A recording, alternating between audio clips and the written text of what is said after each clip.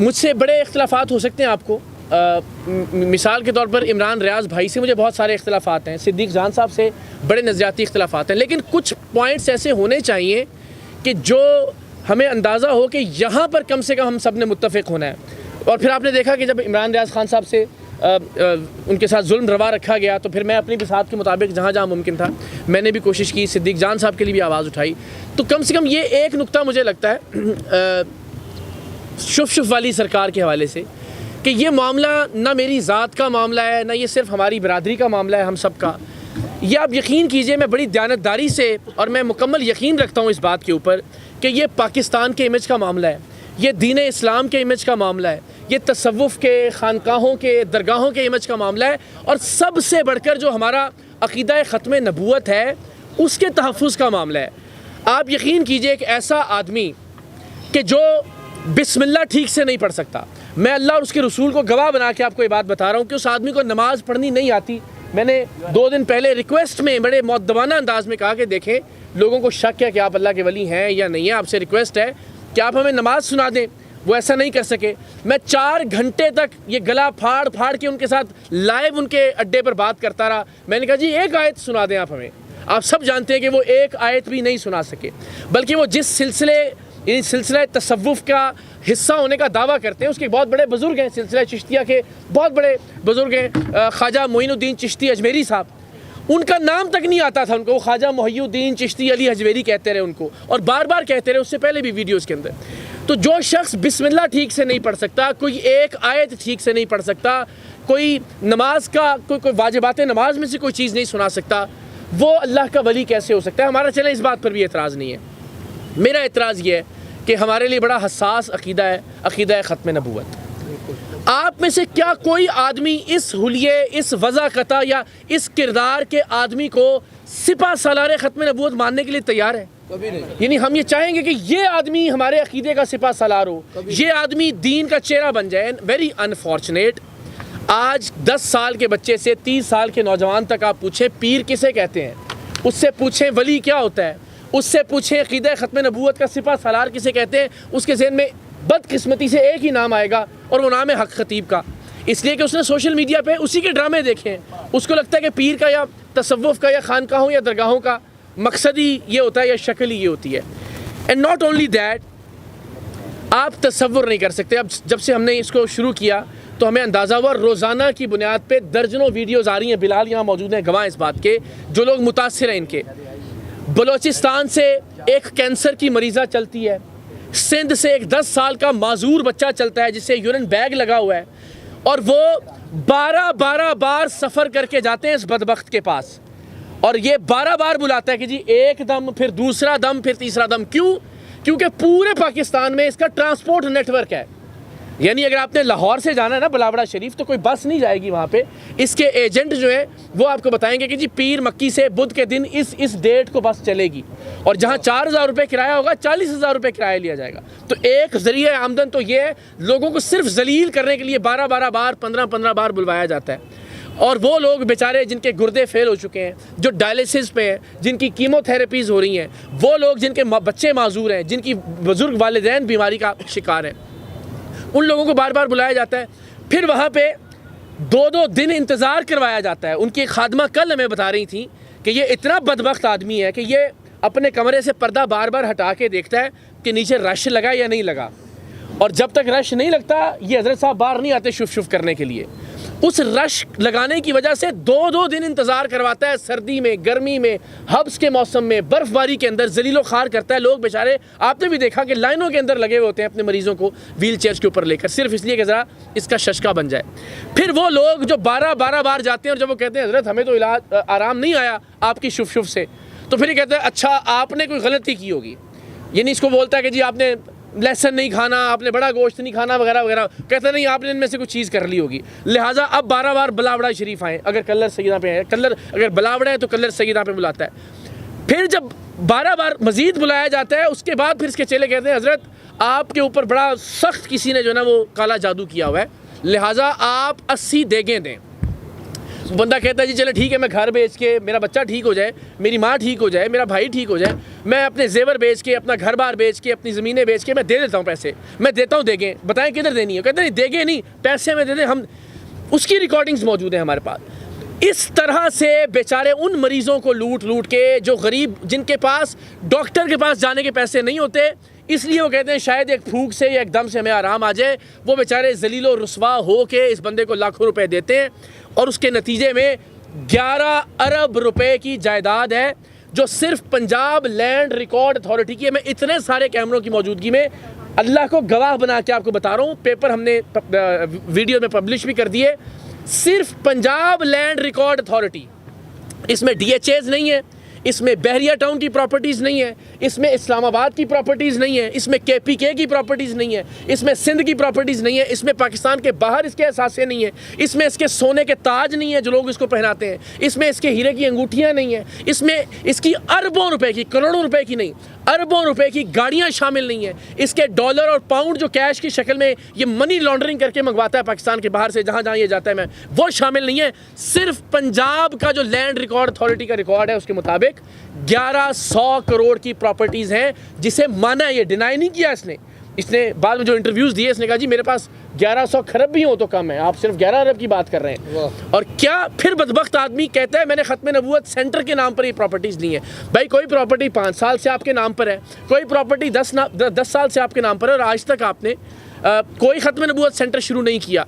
और ख़त्म नबूवत सेंटर के लिए आप अपने नाम पर प्रॉपर्टी लेंगे, कोई इदारा होगा जिसका ऑडिट हो सकता हो, आप पर्सनल नाम के ऊपर कैसे ले सकते हैं? तो ये इतनी बड़ी बदबख्ती है। अभी मेरे साथ कुछ 4-5 टर्किश यूट्यूबर्स राब्ते में, एक टर्किश यूट्यूबर पाकिस्तान के लिए आए थे, कोई एजेंट इनको ले गया उनके पास, वो आप आजकल में देखेंगे भी, मैं वो वीडियो सेंड भी करूंगा आपको। तो वहाँ जाके इसने वो टर्किश को भी शुभ शुभ करना शुरू कर दी, और वो उसने इतना नेगेटिव वो बनाया, हमारे यहाँ पॉपुलर इसलिए नहीं हुआ कि वो टर्किश के अंदर 1 मिलियन व्यूज़ उसके वहाँ पे हो चुके हुए हैं, और कोई 1.5-2 मिलियन के उसके फॉलोअर्स भी हैं, उसका नाम समथिंग अली कुछ करके। तो उसका इंटरव्यू भी अभी हम करेंगे 1 आध दिन के अंदर। तो आप ये देखें, आप सब जानते हैं कि गोरे भी अब वो शुभ शुभ करके मीमे बना रहे हैं, ठीक है ना, वो सब जो आपके टर्किश यूट्यूबर्स हैं वो भी। तो क्या इमेज हम वो ये एक आदमी देखेगा कि यार एक पाकिस्तानी मुसलमान आमिल है या लीडर है, वो शुभ शुभ कर रहे हैं, और उसके सामने 4 लोग हैं जिन्होंने लंबी ज़बान निकाली हुई है, या उसके सामने ऐसे लोग हैं कि जो उछल रहे हैं, कलाबाजियाँ खा रहे हैं, जिन पाकिस्तान का, दीन का, इस्लाम का क्या इमेज जा रहा है। मेरी आप सबसे रिक्वेस्ट है कि इस एक मामले के ऊपर हम सबको इकट्ठे होकर अपने तौर पर एक आवाज़ बुलंद करनी चाहिए, इसलिए कि ये आप यकीन करें, आप कोई एक वीडियो भी देखेंगे जो उसके मुतासिरा लोग हैं, रात को बाज़ औक़ात नींद नहीं आती कि यार इतना जुल्म भी कोई इंसान कर सकता है। तो मेरी रिक्वेस्ट है कि आप लोग प्लीज़ अपनी अपनी कैपेसिटी में, परवरदिगार आपको इसकी जज़ा दे कि हम लोगों को इसके जुल्म से बचाने की एक इंशाअल्लाह अज़ीज़ कोशिश कर सकें। एंड मुझे बड़ी पॉजिटिव, बड़ी शानदार वाइब्स आई यहाँ हारिस से मिलके। इससे पहले भी मुलाकात है, कहाँ गए हारिस?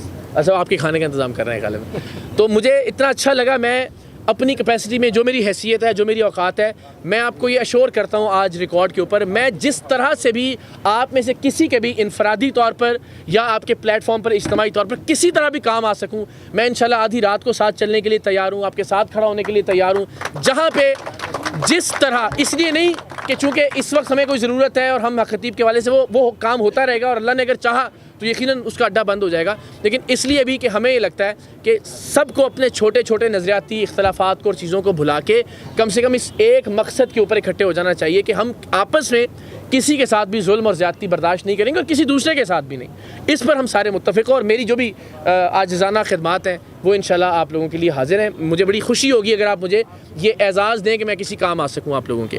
दूसरा, जो कल एक वाक़या पेश आया, आप ये देखिए, मैं DHA फ़ेज़ 6 में रहता हूँ, कंपैरेटिवली हम सबको ये लगता है कि वो बड़ा सिक्योर, बड़ा महफूज इलाका है। वहाँ 22 मिनट के वक्फे से 2 बार फायरिंग की गई, और 18 गोलियों के खौल तो पुलिस ने रिकवर किए वहाँ से खुद। पहली FIR में 3 थे, फिर उसके बाद ज़िम्नियों के अंदर उन्होंने ऐड किए, और अभी तक पता नहीं चल सका कि फायरिंग किसने की है। यानी जिस जिस सोसाइटी के हर दूसरे घर पे CCTVs लगे हुए हैं, जहाँ डिफेंस की अपनी सिक्योरिटी के कैमराज हैं, जहाँ पे लाहौर का जो सेफ सिटी प्रोग्राम है उसके कैमराज हैं, जहाँ जो स्कूल्स हैं इर्द गिर्द और बिल्डिंग्स हैं उनके कैमराज हैं, लेकिन अभी तक पता नहीं चल सका। एंड आई होप कि पता चल जाए।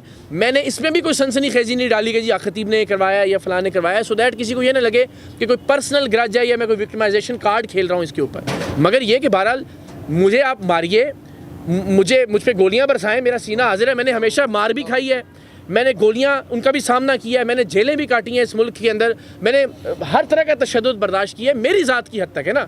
ये बड़ी ज़्यादती है कि यार आप किसी के घर पे, जहाँ मेरी वालदा भी हैं, जहाँ मेरा बच्चा है, जहाँ मेरे भतीजे भतीजी हैं, ये मेरा ख्याल है कि ये एक लिमिट है जिसे क्रॉस नहीं होना चाहिए था। अब ये जिसने भी किया है, ये मुझे बड़ी तकलीफ़ और अजियत है इस बात की कि मेरी फैमिली के बच्चों को हरासा किया गया।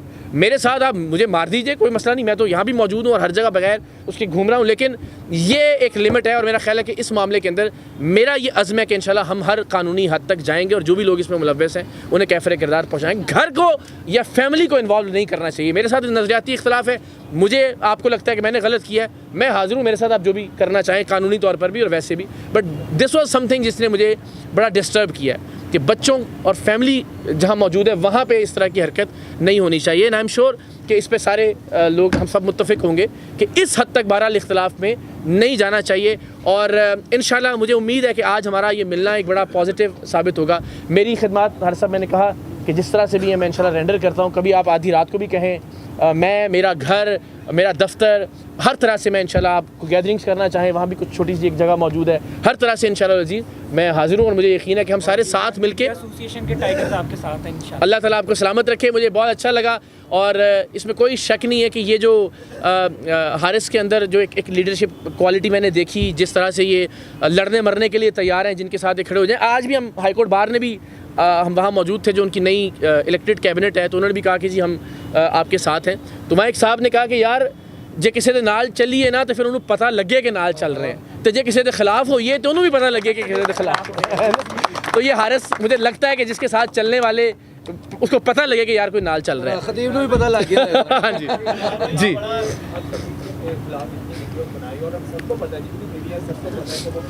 Thank you so much.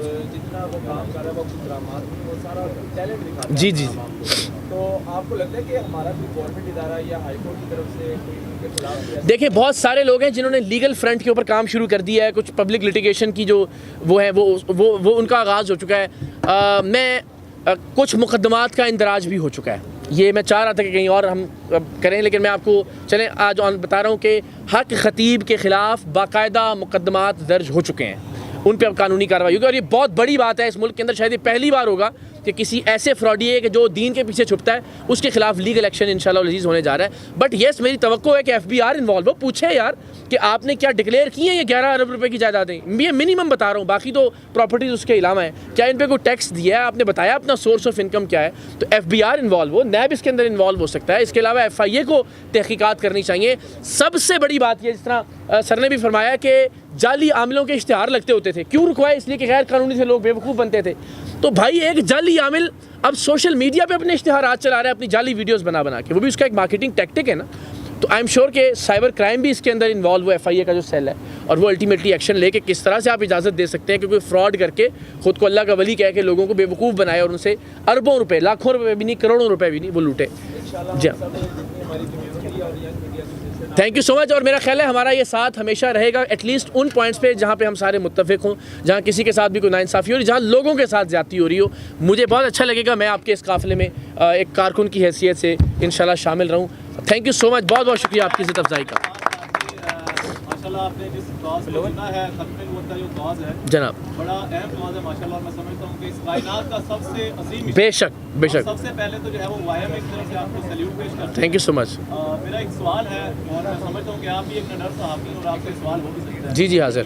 क्या समझते हैं आपके जो आपने एक ऐलान किया कि खत्म नबूवत फॉर्म के लिए आप जो है वो आपकी जो वेबसाइट है वहाँ पे आके रजिस्टर करवाएं ऑनलाइन, तो इकराम हसन साहब जो उससे होने वाली अर्निंग होगी, क्या वो खत्म नबूवत के अजीम खास पे ही नहीं, वेबसाइट पे तो कोई अर्निंग नहीं है, वो ARY की प्रॉपर्टी है। मैं अर्ज़ कर देता हूँ, वो जो saryam.org है वो ARY की प्रॉपर्टी है। उससे पहले हमने उसको एक वॉलंटियर मूवमेंट के लिए शुरू किया था, उसमें हमने खून की बोतलें दी लोगों को विदाउट डोनेशन, उस पर हम सारा काम कर, शारिक भी उसका हिस्सा है, और उसमें हमने पौधे लगाए और वगैरह वगैरह, ताकि ज़रा थोड़ा लोगों को पॉजिटिवली एक्टिव रखें।